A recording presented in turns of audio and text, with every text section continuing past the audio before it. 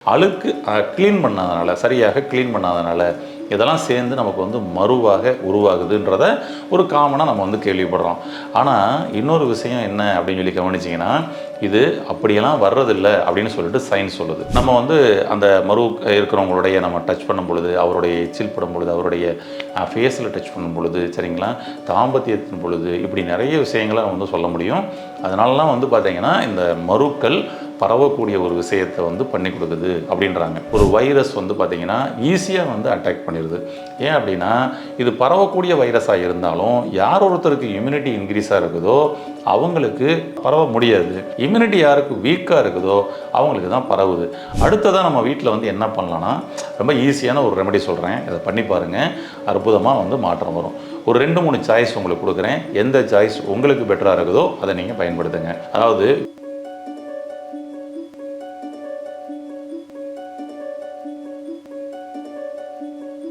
Health cafe channel viewers அனைவருக்கும் வணக்கம். இன்றைக்கி நம்ம என்ன பார்க்க இருக்கிறோம் அப்படின்னு சொல்லி சொன்னோம்னா, ஆண்களுக்கும் பெண்களுக்கும் கழுத்துக்கு கீழே நமக்கு வந்து பார்த்திங்கன்னா செயின் போடுற இடத்துல மருவெல்லாம் வருதேங்க. இந்த மருவை போக்குறதுக்கு ஏதாவது வழி இருக்குதா அப்படின்னு சொல்லிட்டு நிறைய பேஷண்ட்ஸ் வந்து பார்த்திங்கன்னா சில கமெண்ட்ஸில் வந்து கேட்டிருந்தாங்க. அதுக்கு ஏதாவது சொல்யூஷன் சொல்ல முடியுமா அப்படின்னு சொல்லிட்டு, நிச்சயமாக வீட்டிலையே இருந்து உங்களுடைய அந்த ஹோம் ரெமெடி மூலமாக உங்களுடைய மருக்களை போக்கலாம்.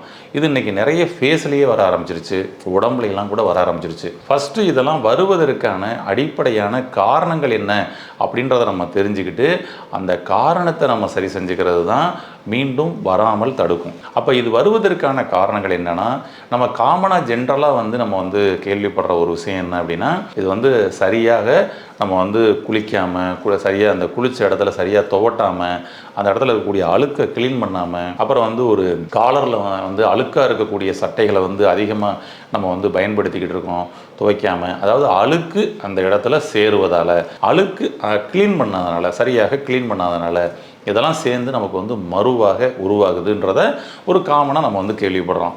ஆனால் இன்னொரு விஷயம் என்ன அப்படின்னு சொல்லி கவனிச்சிங்கன்னா, இது அப்படியெல்லாம் வர்றதில்லை அப்படின்னு சொல்லிட்டு சயின்ஸ் சொல்லுது. இது வந்து பார்த்திங்கன்னா ஒரு வைரஸ் மூலமாக தான் இது வந்து வருது அப்படின்னு சொல்லிட்டு, ஹியூமன் பெட்டிலோமா வைரஸ் அப்படின்னு சொல்லி சொல்லுவாங்க. இது பரவக்கூடிய ஒரு வைரஸ் தாங்க. ஒருத்தருக்கு வந்து மரு இருக்குதுன்னா அவர்கிட்ட இருந்து நாம் நேரடியாகவோ மறைமுகமாகவோ நாம் அவர் கூட தொடர்பு கொள்ளும் பொழுது கூட வருது அப்படின்றாங்க. சரிங்களா? ஆமாம். அதாவது நம்ம வந்து அந்த மரு இருக்கிறவங்களுடைய நம்ம டச் பண்ணும் பொழுது, அவருடைய எச்சில் படும் பொழுது, அவருடைய ஃபேஸில் டச் பண்ணும் பொழுது, சரிங்களா, தாம்பத்தியத்தின் பொழுது, இப்படி நிறைய விஷயங்களை நம்ம வந்து சொல்ல முடியும். அதனாலலாம் வந்து பார்த்திங்கன்னா இந்த மருக்கள் பரவக்கூடிய ஒரு விஷயத்தை வந்து பண்ணி கொடுக்குது அப்படின்றாங்க. அப்போ நம்மளுடைய கழுத்துக்கு கீழே ஃபேஸில் இங்கே இருக்கக்கூடிய மருக்களை எளிதாக சரி செய்ய முடியுமா அப்படின்னா, நிச்சயமாக நாம் வீட்டிலிருந்து ஹோம் ரெமெடி மூலமாகவே நிச்சயமாக சரி செஞ்சுக்கவும் முடியும். ஃபஸ்ட்டு விஷயம் என்னென்னா, அந்த க்ளீன் பண்ணுறது ரொம்ப முக்கியங்க. அதுக்காக தான் டெய்லி வந்து பார்த்திங்கன்னா நம்மளுடைய உடம்பை அந்த உடல் சுத்தத்தை வந்து பண்ண சொல்லியிருந்தாங்க. அந்த உடல் சுத்தத்தில் வந்து பார்த்திங்கன்னா வந்துட்டு நமக்கு குடல் சுத்தமே உடல் சுத்தம் அப்படின்றதும் ரொம்ப முக்கியம். அப்போ குடலையும் சுத்தம் பண்ண சொல்லியிருந்தாங்க. நம்மள வந்து மாதவிலக்கு கழிவுகள், மலக்கழிவுகள், யூரின் கழிவுகள், வியர்வை கழிவுகள், ஸ்ட்ரெஸ்ஸு கழிவுகள், இப்படி எந்த கழிவுகளும் உள்ளே தேங்காமல் அதை நம்ம வெளியேற்றுறதும் மிக முக்கியமான ஒரு விஷயங்க.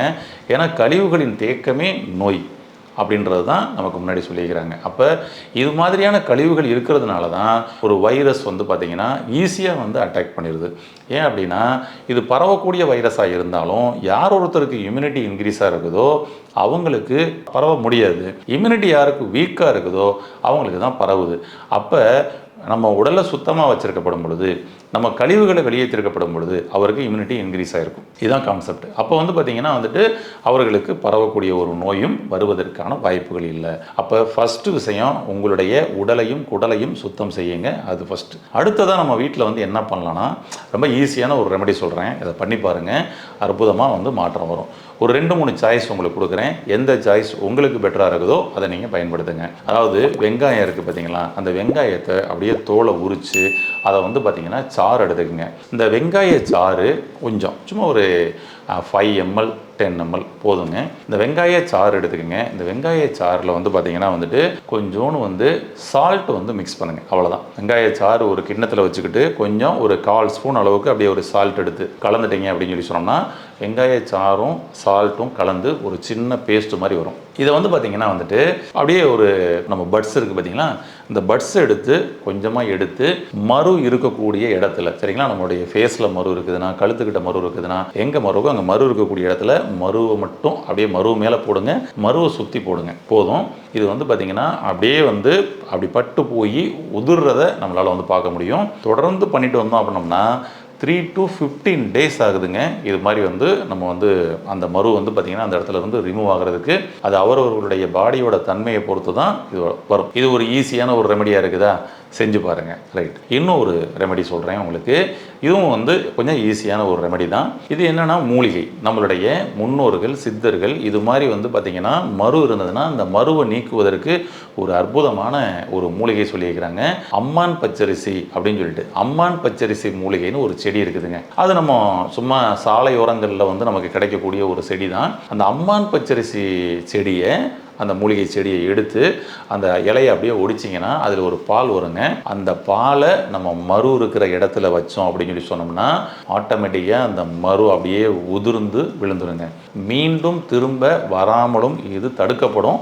அப்படி ஒரு விஷயமும் அந்த அம்மான் பச்சரிசிக்கு இருக்குது அப்படின்றத நம்முடைய சித்தர்கள் அவருடைய ஓலை குறிப்புகளில் வந்து குறிப்பிட்டுக்கிறாங்க. அதனால் அது ஒரு அற்புதமான ஒரு மூலிகை.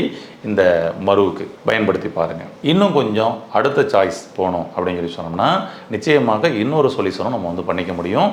இந்த மருவுக்கு என்ன பண்ணலாம் அப்படின்னு சொல்லி சொன்னோம்னா நமக்கு சிவப்பு நாயுருவி அப்படின்னு சொல்லி கிடைக்கும். இந்த சிவப்பு நாயுருவி செடி கொஞ்சம் எடுத்துக்கங்க. இந்த சிவப்பு நாயுருவி செடி வந்து எடுத்து அதோடு வந்து பார்த்திங்கன்னா நம்ம வந்துட்டு கொஞ்சோண்டு சுண்ணாம்பு சேர்த்துக்கங்க. ஓகே, சிவப்பு நாயுருவி செடி அதை வந்து பார்த்திங்கன்னா வந்து அப்படி எடுத்து அரைச்சி நம்ம வந்து பார்த்திங்கன்னா பேஸ்ட்டு பக்கத்துக்கு கொண்டு வர போகிறோம். அதனால் அது கூட வந்து கொஞ்சம் சுண்ணாம்பு கொஞ்சம் சேர்த்து அதை வந்து கொஞ்சம் அரைச்சி ரெடி பண்ணிவிட்டு ஒரு 1/4 டீஸ்பூன் வந்து பார்த்திங்கன்னா வந்து வாஷிங் சோடா கொஞ்சம் மிக்ஸ் பண்ணிக்கோங்க.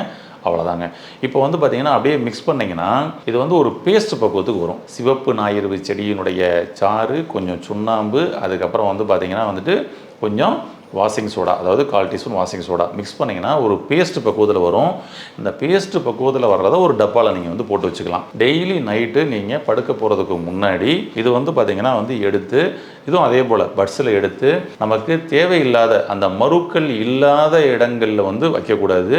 மரு இருக்கிற இடத்துல அப்படியே மரு மேலே போட்டு மருவை அப்படி ஓரமாக சுற்றி வர்ற மாதிரி கவர் பண்ணி பட்ஸில் வச்சு விட்ருங்க. அருமையாக இருக்கும்.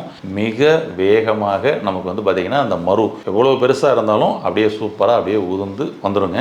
இதுக்கும் அதே போல் வித்தின் 3 டேஸ்லேருந்து 15 டேஸ் வரைக்கும் நமக்கு வந்து இதுக்குரிய டைம் எடுக்கும். அதை நீங்கள் ட்ரை பண்ணுங்கள். ரொம்ப ஈஸியான வழி இந்த மாதிரி இருக்குதுங்க. இந்த மருக்களை நம்மளுடைய உடம்புகளில் நம்மளுடைய முகத்தில் இருக்கக்கூடியதை நீக்கி நம்ம சூப்பராக அழகாக ஆரோக்கியமாக ஆகலாம். பயன்படுத்தி ஆரோக்கியம் அடையுங்கள். உங்களுடைய நண்பர்களுக்கும் உறவினர்களுக்கும் அது மாதிரி இருந்ததுன்னா அவர்களையும் செய்ய சொல்லி அவர்களையும் ஆரோக்கியம் அடைய செய்யுங்கள். வாழ்த்துக்கள். நன்றி. இந்த வீடியோ உங்களுக்கு பிடிச்சிருந்தா லைக் பண்ணுங்க, ஷேர் பண்ணுங்க, கமெண்ட் பண்ணுங்க. மறக்காம ஹெல்த் கஃபே தமிழ் சேனலை சப்ஸ்கிரைப் பண்ணிட்டு பெல் பட்டனை கிளிக் பண்ணிடுங்க.